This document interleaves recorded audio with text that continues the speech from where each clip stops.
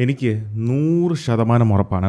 ഞാൻ ഇനി പറയുന്ന ഈ കാര്യങ്ങൾ മനസ്സിലാക്കാതെയാണ് നിങ്ങളുടെ ഐഫോൺ അല്ലെങ്കിൽ ആപ്പിൾ ഡിവൈസുകൾ ചാർജ് ചെയ്യുന്നതെങ്കിൽ, പിന്നെ ഈ ഫോണെന്ന് മാത്രമല്ല നിങ്ങൾ ഉപയോഗിക്കുന്ന ഏത് ആപ്പിൾ പ്രോഡക്റ്റ് ആണെങ്കിലും അത്രയും വില കൊടുത്ത് വാങ്ങിയതിൽ യാതൊരു കാര്യവും അർത്ഥവും ഇല്ലാതായി പോവും. അപ്പോൾ എത്ര വാട്ട്സിൻ്റെ അഡാപ്റ്റേഴ്സ്, ഫാസ്റ്റ് ചാർജിങ് സപ്പോർട്ട് ചെയ്യുമോ, USB Type-C, അതിലാണ് ഏറ്റവും വലിയൊരു മിത്ത് വന്നേക്കുന്നത്. ഏതൊക്കെ USB Type-C കേബിൾസ് ഇതിൽ യൂസ് ചെയ്യാം, അതോടൊപ്പം പവർ ബാങ്ക്സ്, ഇത്രയും കാര്യങ്ങളെ പറ്റിയാണ് നമ്മൾ വളരെ ഡീറ്റെയിൽ ആയിട്ട് ഇന്നത്തെ ഈ വീഡിയോയിൽ ഡിസ്കസ് ചെയ്യുന്നത്. So this is Milan and welcome back.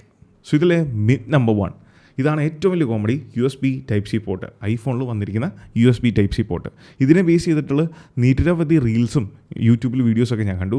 ഭയങ്കര കോമഡിയാണ്. കാരണം ഇവരൊക്കെ എന്തറിഞ്ഞിട്ടാണ് ഈ പറയുന്നതെന്ന് എനിക്ക് അറിഞ്ഞുകൂടാ. അതായത് ഐഫോണിൽ വരുന്ന USB Type-C പോർട്ടിൻ്റെ പിൻ്റെ പിക്ചർ കാണിച്ചിട്ട് മറ്റുള്ള ആൻഡ്രോയിഡ് ഡിവൈസുകളിലെ ആ ഒരു USB പോർട്ടിൻ്റെ പിക്ചറും തമ്മിൽ ആ ഒരു കമ്പാരിസൺ നടത്തുമ്പം കുറേ പിന്നുകളൊക്കെ കുറവാണ്.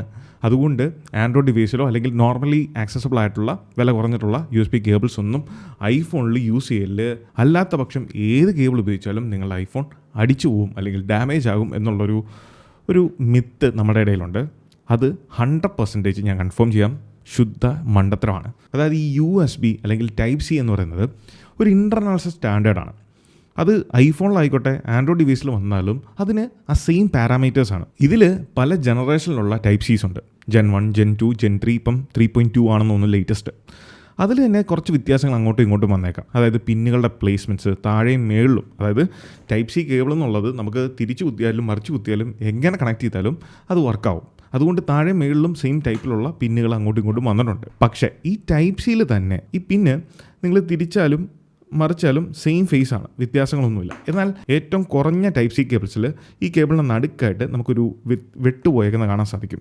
അതാണ് ഏറ്റവും കുറഞ്ഞത്. അത് ഉപയോഗിച്ചും ചാർജ് ചെയ്യാം, പക്ഷേ അതത്ര ഫീസിബിൾ അല്ല. എന്നാൽ അതിന് പകരം ഇതുപോലത്തെ സെയിം ഫേസ് ഉള്ള, തിരിച്ചാലും മറിച്ചാലും സെയിം ഫേസ് ഉള്ള കേബിൾസ് ആണ് എന്നുണ്ടെങ്കിൽ ഏത് കേബിൾസും നമുക്ക് ഐഫോണിൻ്റെ കൂട്ടത്തിൽ യൂസ് ചെയ്യാൻ സാധിക്കും. അത് ഉപയോഗിച്ചുകൊണ്ട് നമ്മളെ പോർട്ടടിച്ച് പോകുന്നോ ഡാമേജ് ആവുന്നോ ഷോർട്ട് ആവുന്നോ ഒന്നും പേടിക്കേണ്ട.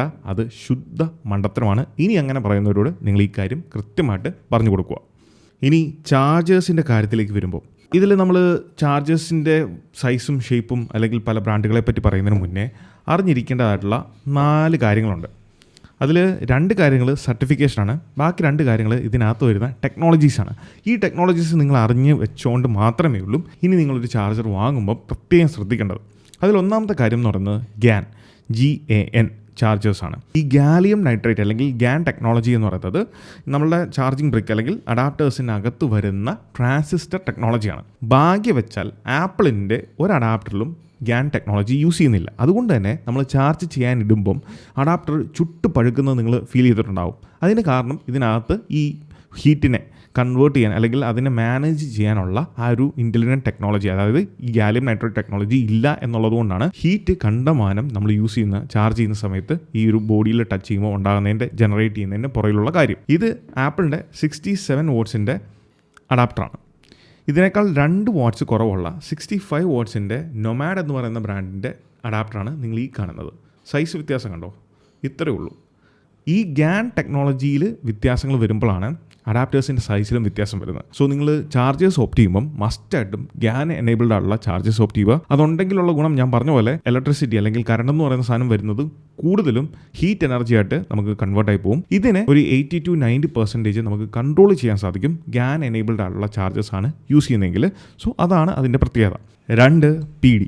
ഈ PD എന്നുള്ള ടേം നിങ്ങൾ ചാർജേഴ്സ് വാങ്ങുമ്പോൾ കേട്ടിട്ടുണ്ടാവും. അതാണ് പവർ ഡെലിവറി. ഇതൊരു പ്രോട്ടോക്കോളാണ്. അതായത് സോഫ്റ്റ്വെയർ ബേസ്ഡ് ആയിട്ടുള്ള ടെക്നോളജി അല്ലെങ്കിൽ പ്രോട്ടോക്കോളാണ്. എല്ലാ ചാർജേഴ്സിനും, അത്യാവശ്യം നല്ല ക്വാളിറ്റി ഉള്ള മിക്ക ചാർജേഴ്സിനും പവർ ബാങ്കിനും ഒക്കെ ഈ PD എനേബിൾഡ് ആയിട്ടുണ്ട്. സോ PD എനേബിൾഡ് ആയിട്ടുള്ള ചാർജേഴ്സാണ് നിങ്ങൾ വാങ്ങുന്നതെങ്കിൽ അതിൻ്റെ പ്രത്യേകത ഈ PD പവർ ഡെലിവറി പ്രോട്ടോക്കോൾ നമ്മളുടെ ഫോണുമായിട്ട് കമ്മ്യൂണിക്കേറ്റ് ചെയ്യും. സോ അതിന് സേഫ് ആയിട്ടുള്ള രീതിയിൽ അതിൻ്റെ സ്റ്റാൻഡേർഡ്സ് അതിൻ്റെ ലിമിറ്റൊക്കെ മനസ്സിലാക്കിക്കൊണ്ട് ഈ ഫോൺ ചൂടാകാത്ത രീതിയിൽ സേഫായിട്ട് ഡിവൈസിനെ ചാർജ് ചെയ്യാൻ സഹായിക്കുന്ന ഈ പ്രോട്ടോക്കോളിൻ്റെ സഹായത്തോടെയാണ്.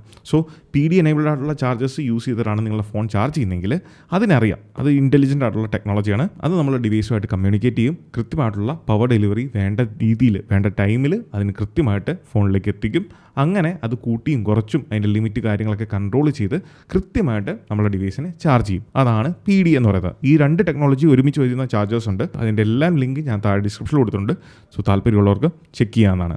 പിന്നെ മൂന്നാമത് വരുന്നതാണ് സർട്ടിഫിക്കേഷൻസ്. കാര്യത്തിലേക്ക് വരുമ്പോൾ നമുക്കറിയാം ഇന്ത്യയിൽ പല ബ്രാൻഡുകളുടെ ചാർജേഴ്സ് ഉണ്ട്. അതിൽ സ്പീഗൺ, ആങ്കർ അതുപോലുള്ള ബ്രാൻഡുകൾക്ക് ആപ്പിളിൻ്റെ MFI എന്ന് പറയുന്ന സർട്ടിഫിക്കേഷൻ ലഭിച്ചിട്ടുണ്ട്. ആപ്പിളിൻ്റെ സർട്ടിഫിക്കേഷനാണ് MFI സർട്ടിഫിക്കേഷൻ. സോ അഡാപ്റ്റേഴ്സ് വാങ്ങുമ്പോഴും കേബിൾ വാങ്ങുമ്പോഴും MFI സർട്ടിഫൈഡ് ആയിട്ടുള്ള കേബിൾസും അഡാപ്റ്റേഴ്സും ഓപ്റ്റ് ചെയ്യാൻ പ്രത്യേകം ശ്രദ്ധിക്കുക. ഇനി ആപ്പിളിൻ്റെ MFI സർട്ടിഫിക്കേഷന് പുറമെ ഈ സർട്ടിഫിക്കേഷൻ ഒരു കോസ്റ്റ് ഉള്ളതുകൊണ്ട് തന്നെയാണ് നമ്മൾ ഈ പറഞ്ഞ ബ്രാൻഡുകളുടെയൊക്കെ അഡാപ്റ്റേഴ്സിന് കുറേയും കൂടെ ചാർജസ് അല്ലെങ്കിൽ പ്രൈസ് കൂടാനുള്ള മറ്റൊരു കാര്യം. ഇനി ഇത്രയും പ്രൈസ് ഇൻവെസ്റ്റ് ചെയ്യേണ്ട, നിങ്ങൾക്ക് സാധാ ഒരു ചാർജർ മതി. 100,000 rupees അല്ലെങ്കിൽ 1,500 താഴെ നമുക്ക് നിരവധി ഇന്ത്യൻ ബ്രാൻഡഡ് ആയിട്ടുള്ള അല്ലെങ്കിൽ അത്യാവശ്യം നല്ല ക്വാളിറ്റി ഉള്ള നല്ല ബ്രാൻഡുകൾ കിട്ടും. അതിന് മറ്റൊരു സർട്ടിഫിക്കേഷനാണ്. അതാണ് BIS, bureau of Indian standards.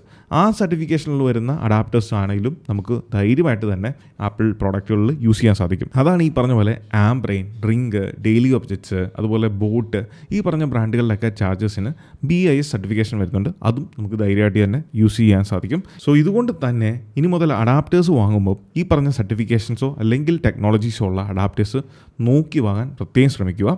ഇനി ഇതിൻ്റെ ചാർജിങ് ഔട്ട്പുട്ടിലേക്ക് വരുമ്പോൾ പ്രത്യേകിച്ച് ലേറ്റസ്റ്റ് ജനറേഷൻ നമുക്കറിയാം iPhone 17 സീരീസിലെ എല്ലാ മോഡൽസിലും 45 വാട്ട്സിന് മുകളിലേക്കുള്ള എല്ലാ ചാർജേഴ്സും ഫാസ്റ്റ് ചാർജിങ് സപ്പോർട്ടഡ് ആണ്. പക്ഷേ എനിക്കറിയാം പേഴ്സണലി പലരും ഈ ഫോൺ വാങ്ങും, പക്ഷേ അവരുപയോഗിക്കുന്നത് ഇപ്പോഴും 15 വാട്ട്സ് അല്ലെങ്കിൽ 20 വാട്ട്സിൻ്റെ അഡാപ്റ്റേഴ്സാണ്. അതുകൊണ്ടാണ് ഞാൻ ആദ്യമേ പറഞ്ഞത്, കയ്യിലിരിക്കുന്ന ഫോൺ അല്ലെങ്കിൽ ഡിവൈസിൻ്റെ കേപ്പബിലിറ്റി മനസ്സിലാക്കാതെയാണ് പലരും ഇത് യൂസ് ചെയ്യുന്നത്. സോ ഉപയോഗിക്കുന്ന ഡിവൈസ് എന്നുള്ളതിനും പുറമെ കൺവീനിയൻസ് എന്ന് പറയുന്ന സംഭവമുണ്ട്. അത് നമ്മളുടെ ടൈമിനെ, കോസ്റ്റിനെ, പല കാര്യങ്ങളെ ഡിപ്പെൻഡ് ചെയ്തിരിക്കും.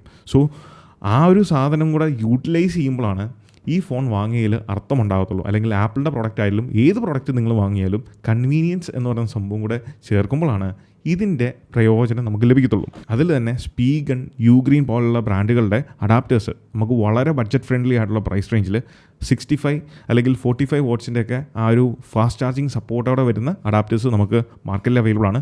അതിൻ്റെ ലിങ്കും ഞാൻ താഴെ ഡിസ്ക്രിപ്ഷനിൽ കൊടുത്തിട്ടുണ്ട്. ഇനിയിപ്പോൾ നിങ്ങൾ 17 അല്ല 16, 15, 13, 14, 12 സീരീസ് ആണ് യൂസ് ചെയ്യുന്നതെങ്കിൽ പോലും നിങ്ങൾക്ക് 25 അല്ലെങ്കിൽ 35 വാട്ട്സിൻ്റെയൊക്കെ അഡാപ്റ്റേഴ്സ് യൂസ് ചെയ്യുന്നതുകൊണ്ട് യാതൊരു കുഴപ്പമില്ല. കാരണം ഐഫോണിൽ ഒരു ലിമിറ്റ് കൊടുത്തിട്ടുണ്ട്. ആ ഒരു ചാർജിങ് ലിമിറ്റിന് അപ്പുറം ഡിവൈസ് സ്പീഡ് കയറുകയോ അല്ലെങ്കിൽ ചാർജ് ആകുകയോ ചെയ്യത്തില്ല. അവിടെയാണ് നമുക്ക് പവർ ഡെലിവറി പോലുള്ള ഫീച്ചേഴ്സ് അല്ലെങ്കിൽ പ്രോട്ടോക്കോൾ നമ്മളെ സഹായിക്കുന്നത്. സോ ആ കാര്യം ഇനി മുതൽ പേടിക്കേണ്ട. അതുപോലെ തന്നെയാണ് കേബിൾസിൻ്റെ കാര്യം. ഞാൻ പറഞ്ഞ പോലെ ഈ പറഞ്ഞ ബ്രാൻഡുകളുടെയൊക്കെ കേബിൾസിൻ്റെ ലിങ്കും ഞാൻ താഴെ ഡിസ്ക്രിപ്ഷനിൽ കൊടുത്തിട്ടുണ്ട്. നിങ്ങൾക്ക് ഓപ്റ്റ് ചെയ്യാവുന്നതാണ്. ഇവിടെ കേബിൾസിൻ്റെ കാര്യം പറയുമ്പം ക്വാളിറ്റി ഉള്ള കേബിൾസ് നിങ്ങൾ എത്ര പൈസ മുടക്കിയാലും വാങ്ങുമ്പോൾ ഒരിക്കലും ഇതുപോലത്തെ പ്ലാസ്റ്റിക് റാപ്പിംഗ് വരുന്ന ടൈപ്പിലുള്ള കേബിൾസ് വാങ്ങരുത്. ഇത് കുറേ കഴിയുമ്പം ഡാമേജ് ആയി പെട്ടെന്ന് വെയർ ഔട്ടായി പോകുന്ന ഒരു ടൈപ്പാണ്. പകരം നിങ്ങൾ വാങ്ങുമ്പോൾ ഇപ്പോൾ ലൈറ്റ്നിങ് ടു ടൈപ്പ് സി ആയാലും type C to type C ആയാലും വാങ്ങുന്ന കേബിൾ ഇതുപോലെ ബ്രെയ്ഡഡ് കേബിളാണ് എന്നുണ്ടെങ്കിൽ അത് വളരെ ഫ്ലെക്സിബിളാണ്, പെട്ടെന്നൊന്നും ഡാമേജ് ആകത്തില്ല. നിങ്ങൾക്ക് വർഷങ്ങളോളം 3-4 വർഷം വരെ ഒരു കുഴപ്പമില്ലാതെ സൂക്ഷിച്ചാണ് ഉപയോഗിക്കുന്നതെങ്കിൽ യൂസ് ചെയ്യാൻ സാധിക്കും. കാരണം എൻ്റെ കയ്യിൽ 3-4 വർഷം പഴക്കമുള്ള കേബിൾസ് ഇപ്പോഴും ഇരിപ്പുണ്ട്, യാതൊരു കുഴപ്പമില്ലാതെ. അതുകൊണ്ട് കേബിൾസ് വാങ്ങുമ്പോൾ ബ്രെയ്ഡഡ് തന്നെ വാങ്ങാൻ ശ്രമിക്കുക. അതിൻ്റെ ലിങ്കും ഞാൻ താഴെ കൊടുത്തിട്ടുണ്ട്. ബ്രെയ്ഡഡ് ഒൺലി കേബിൾസാണ് ഞാൻ കൊടുത്തിരിക്കുന്നത്. 3 പവർ ബാങ്കുകൾ. ഈ പവർ ബാങ്കുകളുടെ കാര്യം പറയുമ്പോൾ ലിറ്ററലി ശ്രദ്ധിച്ച് കേട്ടോ, നിങ്ങൾക്ക് ഏത് പവർ ബാങ്കും യൂസ് ചെയ്യാം. അങ്ങനെ പ്രത്യേക പവർ ബാങ്ക് തന്നെ വേണം ഐഫോൺ അല്ലെങ്കിൽ ആപ്പിൾ ചാർജ് ചെയ്യാൻ, അങ്ങനെയൊന്നുമില്ല. പക്ഷേ യൂസ് ചെയ്യുമ്പം അതിലും PD എനേബിൾഡ് ആയിട്ടുള്ള പവർ ബാങ്ക് ആണ് എന്നുണ്ടെങ്കിൽ ഞാൻ മുന്നേ പറഞ്ഞ പോലെ ആ പവർ ഡെലിവറി അല്ലെങ്കിൽ പ്രോട്ടോക്കോൾ ഉണ്ട്. അതുകൊണ്ട് അത് കണ്ടുപറിഞ്ഞ് ചാർജ് ചെയ്യത്തുള്ളൂ. എക്സസ് ആയിട്ടുള്ള ആ ഒരു ചാർജിങ്ങിലേക്കോ അല്ലെങ്കിൽ ഡിവൈസ് ഹീറ്റ് ആകുന്ന രീതിയിലേക്കോ പോകത്തില്ല. പക്ഷേ ചീപ്പർ ആയിട്ടുള്ള പവർ ബാങ്കിൽ PD വരണമെന്ന് യാതൊരു നിർബന്ധവുമില്ല. ഇനി മാഗ്സേഫ് എനേബിൾഡ് ആയിട്ടുള്ള പവർ ബാങ്ക് ആണ് യൂസ് ചെയ്യുന്നതെങ്കിൽ ഞാൻ പറഞ്ഞ പോലെ MFI പോലുള്ള സർട്ടിഫിക്കേഷനുള്ള ബ്രാൻഡുകൾക്ക് മാത്രമേ ഉള്ളൂ മാഗ്സേഫ് വരുന്ന അഡാപ്റ്റേഴ്സ് അല്ലെങ്കിൽ മാഗ്സേഫ് എനേബിൾഡ് ആയിട്ടുള്ള പവർ ബാങ്കുകളുള്ളൂ. അല്ലാതെ നമ്മൾ ഈ വളരെ ചീപ്പായിട്ടുള്ള പ്രൈസിന് കാണുന്ന പവർ ബാങ്ക് ആംബ്രെയിൻ അല്ലെങ്കിൽ ബോട്ട് അതുപോലുള്ള പല ബ്രാൻഡുകളുടെയും പവർ ബാങ്ക് അത് ആക്ച്വൽ മാഗ്സേഫ് അല്ല, ജസ്റ്റ് ഒരു മാഗ്നറ്റിക് റിംഗ് കൊടുത്തിട്ടുള്ളതേ ഉള്ളൂ. ഇവിടെ ഈ വയർലെസ് ചാർജിങ് അല്ലെങ്കിൽ വയർലെസ് ടെക്നോളജികൾക്ക് മറ്റൊരു സ്റ്റാൻഡേർഡൈസേഷനാണ് കൊടുത്തിരിക്കുന്നത്.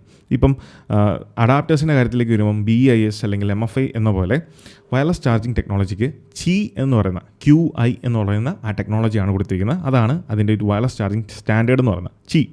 QI എന്നുള്ളതല്ല, ചി എന്നാണ് അത് പ്രൊനൗൺസ് ചെയ്യുന്നത്. സോ ചി എനേബിൾഡ് ആയിട്ടുള്ള ടെക്നോളജി അല്ലെങ്കിൽ ചി സ്റ്റാൻഡേർഡ്സ് ആണ് എല്ലാ വയർലെസ് ചാർജിങ് ടെക്നോളജീസും ഫോളോ ചെയ്യുന്നത്. ഇപ്പോൾ കറൻറ്റ് മാർക്കറ്റിൽ വന്നിരിക്കുന്ന മിക്ക വയർലെസ് ചാർജിങ് സ്റ്റാൻഡേർഡ്സും Qi ആണ്. ഈ Qi പ്രത്യേകത എന്ന് പറയുന്നത് അതിന് അപ് ടു 15 വാട്ട്സ് വരെ 15 വാട്ട്സ് വരെ നമുക്ക് പവർ ഡെലിവറി അല്ലെങ്കിൽ ചാർജ് ചെയ്യാനുള്ള അത്രയും ഫാസ്റ്റായിട്ട് ചാർജ് ചെയ്യാനുള്ള കേപ്പബിലിറ്റി ഉണ്ട്.